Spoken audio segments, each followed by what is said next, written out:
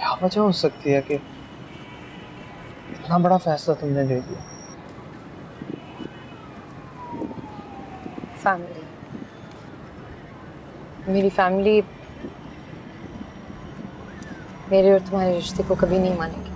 Oh come on man, आज तक तो कभी तुम्हारी फैमिली का कोई इशू नहीं था। हाँ, लेकिन अब कर रही है। वो मेरी शादी मेरे कजिन से कराना चाहते हैं। असवद से?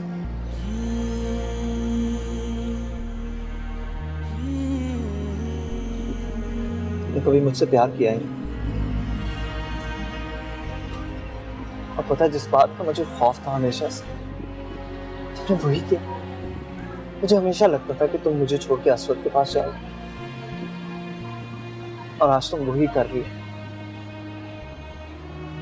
कब से हम एक दूसरे को जानते हैं? 4 साल से। 4 साल में मुझे तो असवद का नाम रट गया, लेकिन क्या असवद मेरा नाम जानता है? नहीं।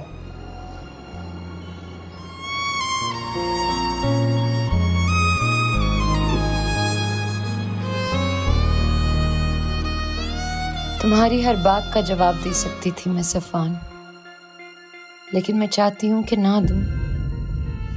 मुझे धोखेबाज और झूठा समझने से अगर तुम्हारी तकलीफ कम हो सकती है तो मेरी ख्वाहिश है कि कम हो जाए।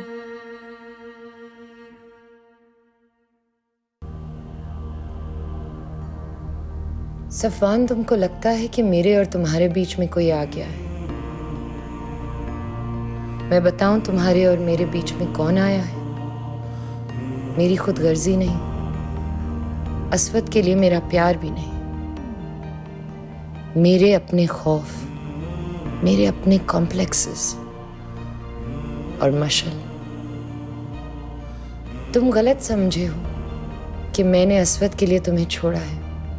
मैं असवद को चुनती ना चुनती, लेकिन तुमको फिर भी छोड़ देती, क्योंकि मशल की तरफ से मेरे बचपन और माजी के बारे में भेजे जाने वाली इन ईमेल्स ने मुझे तुम्हारी नज़रों में चोर बना दिया है। मैं अपने बाप को एक इज्जत वाली जगह पर रखकर तुम्हारे साथ एक बंधन में बंधना चाहती थी। आज तुम मेरे बाप के बारे में सब कुछ जानते हो, ये कहते भी हो। तुम्हें उन ईमेल्स की किसी बात पर भी एतबार नहीं है, पर मैं जानती हूँ कि तुमसे रिश्ता जुड़ेगा तो मशल तुम्हारे दिल में उस वहम को यकीन में तब्दील कर देगी। वो प्यार जो हमेशा तुम्हारी नज़रों में नजर आता है वो गायब हो जाएगा। तुम भी नफरत करने लगोगे मेहरीन मंसूर से, असवद अय्यूब की तरह। तो चलो, मैं तुमको खो देती हूँ अपने हाथों से। तुम मुझको बेवफा समझकर नफरत कर लो, मेरी माजी की वजह से नहीं।